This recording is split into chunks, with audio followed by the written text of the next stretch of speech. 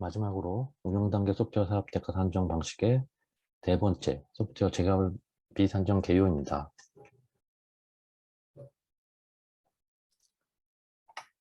소프트웨어 재개발비 산정 개요를 설명드리도록 하겠습니다.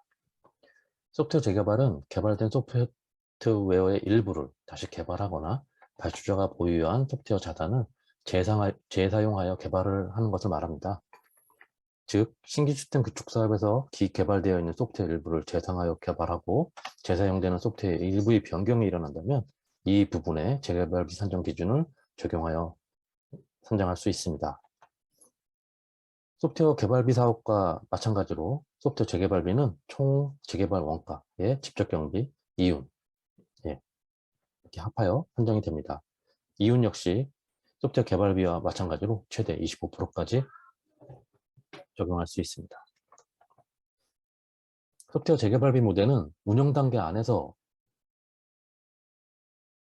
모델로서 재개발과 유지관리에 좀 구분이 필요한데요. 소프트웨어의 기능 변경 수준이 일정 수준 이상이면 재개발로 별도의 사업으로 발주하는 것이 맞고요. 그 이하이면 유지관리 사업 내에서 적용하는 것이 바람직하다 할 수 있습니다. 이에 유지관리 대상 사업의 전체 규모 대비 7% 내외의 경우 기능 개선 요구사항을 적정 유지관리 범위로 보고 있습니다. 간단한 예시를 들어 설명드리면 응용 소프트웨어 유지관리 대상 사업의 전체 소프트웨어 규모가 1000fp라고 가정할 경우 그 1000fp의 7%인 70fp 정도는 유지관리 사업에서 소화하는 것이 맞고요. 그 이상이 될 경우 재개발비 산정 방식을 통해 별도의 사업으로 추진하는 것이 맞다라고 가이드를 하고 있습니다. 재개발비를 적용하기 어려운 경우가 있는데요. 한번 읽어보시면 기능 변경 없이 사용자의 인터페이스만 변경하는 경우, 기능 변경 없이 내부 로직만 변경하는 경우, 또 기능 변경 없이 소프트웨어의 프레임워크를 변경하거나 프로그래밍 언어를 업그레이드하는 경우, 앞에 가정사항이 기능 변경이 없다라는 내용입니다. 즉, 기능 변경이 없다라 하면 기능 점수를 산정하기 할 수가 없다는 것이죠. 즉, 기능 점수가 산정할 수 없다면 재개발비 모델을 적용하지 마시라는 겁니다. 소프트웨어 재개발비 산정 절차를 설명드리도록 하겠습니다. 첫째가 사전 준비 활동, 재개발 대상 업무의 선정, 재개발 요건 정의하는 것입니다. 지속적으로 제가 말씀드렸듯이 역시 사전 준비 활동이 가장 중요하다고 말씀을 드렸죠. 재개발 대상 업무와 재개발 요건을 정의하는 것, 즉 재개발 대상의 업무량을 선정하는 것입니다. 두 번째, 재개발 대상 기능 유형의 식별 및 재개발 대상 업무의 산정입니다. 좀 용어들이 좀 어려울 수가 있는데요. 이 소프트웨어 재개발에 있어서의 대상 업무 기능 유형들을 보시면 첫 번째가 신규 개발, 또 두 번째 수정 없이 재사용, 그 다음에 수정 후 재사용, 이렇게 세 가지 유형의 기능들로 구성이 되어 있다라고 이해하시면 될 것 같습니다. 이렇게 보시면 재개발의 대상 업무인데요. 기존 인사 시스템에 있는 기능들을 수정하는 경우, 기존 인사 시스템에 있는 기능을 수정하는 것이 수정 후 재사용입니다. 수정 후 재사용, 기존 기능의 수정 기능이 수정 후 재사용. 없던 기능을 새롭게 기존 인사 시스템에 없는 기능을 새롭게 추가할 때 이것은 신규 개발이라 할 수 있겠죠. 그 다음에 세 번째는 수정 없이 재사용. 총무 시스템에 있는 기능들을 인사 시스템에다가 그대로 재사용하는 것입니다. 이렇게 세 가지 유형의 재개발 대상 기능 유형이라 할 수 있습니다. 다시 한번 말씀드리면 기존 시스템에 없는 것을 추가로 새롭게 개발하는 신규 기능, 기존 인사 시스템에 있는 기능을 수정하는 경우 수정 후 재사용 기능, 총무 시스템에 있는 기능을 그대로 갖다 사용하는 경우 이때는 수정 없이 재사용 기능입니다.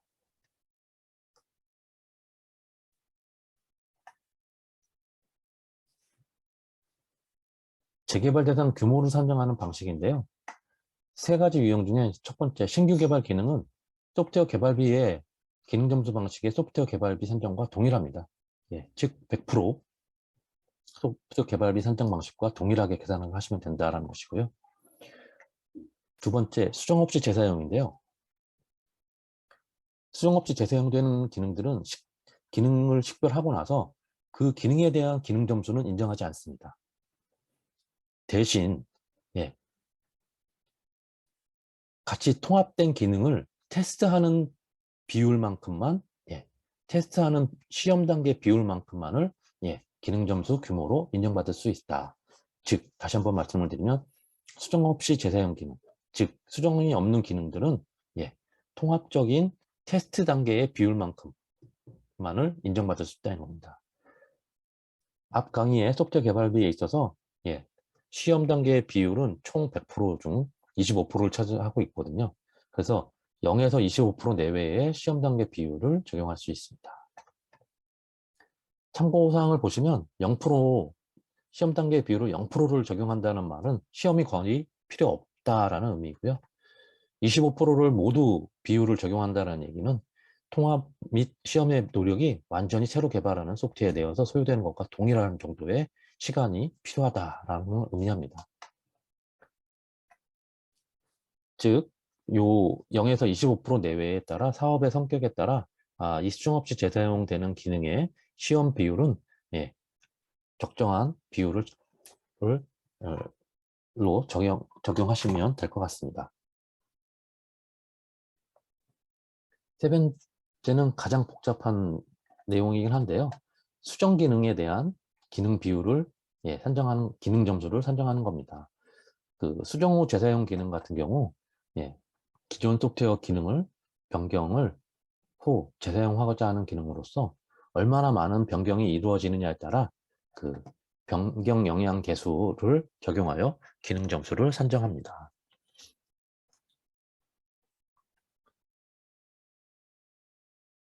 데이터 기능 변경률은 DAT 변경률, 총 필드의 개수가 얼마만큼 변경되었느냐에 따라 결정이 되고요. 트랜잭션 기능 변경률은 그 FTR 관련된 그 데이터 기능의 변경이 얼마나 되는지, 또 트랜잭션의 화면의 DAT의 개수가 얼마만큼 변경되는지에 따라 변경률이 나오고요.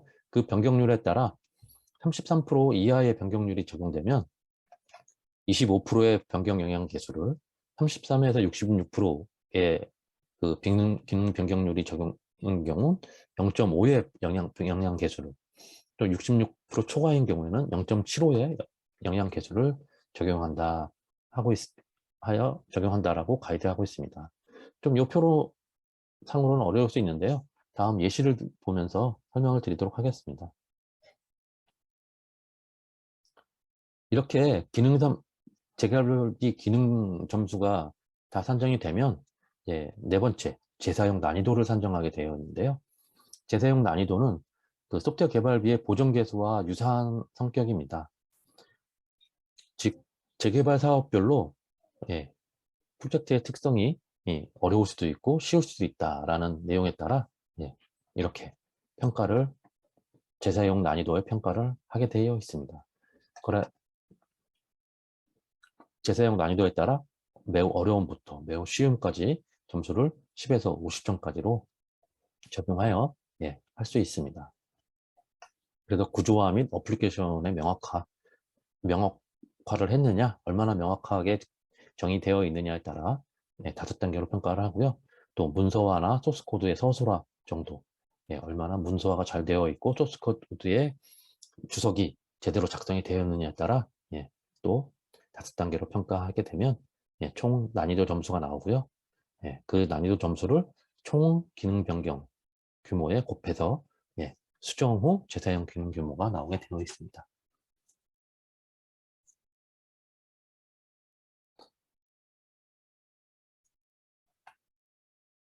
전체 소프트웨어 재개발 사업에 있어서의 소프트웨어 규모를 산정하는 엑셀 템플릿인데요.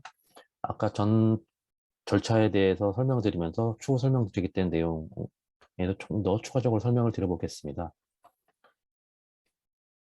소프트웨어 재개발 기능 규모에는 3가지가 있다고 말씀을 드렸죠. 신규 개발, 그다음에 수정 후 재사용, 수정 없이 재사용, 이 3가지. 기능 삭제는 어차피 대상이 안 되고요. 이렇게 3가지 유형이 있는데요. 신규 개발 기능은 100% 인정을 받게 됩니다. 기능 점수로서. 예. 100% 7.5점이 100% 인정을 받는 거고요. 두 번째, 수정업체 재사용인 경우 이렇게 15.9fp, 수정업체 재사용 규모가 15.9fp이긴 하나 제가 말씀드렸듯이 예, 실제 기능으로는 인정받지 않고 예, 시험 비율에 따라 예, 영향을 받게 되어 있다라고 말씀을 드렸습니다. 뒷페이지에 시험 비율이 나와 있으니까요. 시험 비율에 따라 15.9 곱하기 예, 시험 단계 비율이 곱해서 수정업체 재사용 기능 점수가 도출될 예정입니다. 기능 변경, 즉 수정 후 재사용 기능인데요. 예, 기능 변경에 대한 부분들은 총 예, 22.53fp. 예, 각각의 수정 기능에다 각각의 변경률에 따라 영향 계수, 즉 33% 이하는 33% 이하는 예, 0.26, 33.3에서 66.6까지는 0.5의 영향 계수. 그다음에 66% 이상은 0.75의 영향 계수를 받아서 도출된 기능 점수 곱하기 영향 계수를 곱하게 되면 예, 재사용 기능 점수가 나오게 되어 있습니다. 이 합산이 예, 합계가 22.53fp가 되겠습니다. 총 재개발비 계산은 이렇게 신규 개발, 수정업체 재사용, 수정 후 재사용의 기능 점수들을 환산하여 총 재개발 기능 점수가 나오게 되어 있고요. 이 재개발 기능 점수에 예, 기능 점수당 단가를 곱하게 되면 예, 고정 전 재개발 원가가 나오고 역시 소프트웨어 개발비와 마찬가지로 고정 개수를 곱하여 예, 소프트웨어 재개발비 원가가 나오게 되어 있습니다. 소프트웨어 재개발비 원가 플러스 직접경비 거기에 이윤 최대 25%까지 적용하게 되면 소프트웨어 재개발 사업대가가 나오게 되어 있습니다.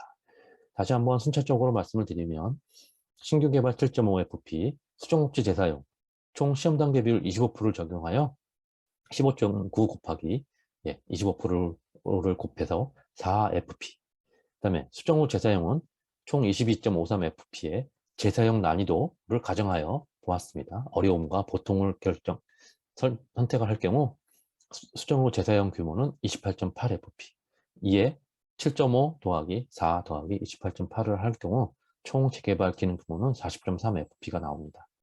이에 4.3fp 곱하기 55만 3천원을 곱하면 보정전 개발원가 2229만 4천원이 나오고요. 여기에 보정개수를 다 곱하게 되면 보정 후 소프트웨어 재개발 원가가 나오고요. 직접경비와 이윤 합쳐 총 소프트웨어 재개발 사업 대가는 3,180만 원 정도가 산정이 됩니다. 이렇게 소프트웨어 재개발비 산정 개요도 마치겠습니다. 감사합니다.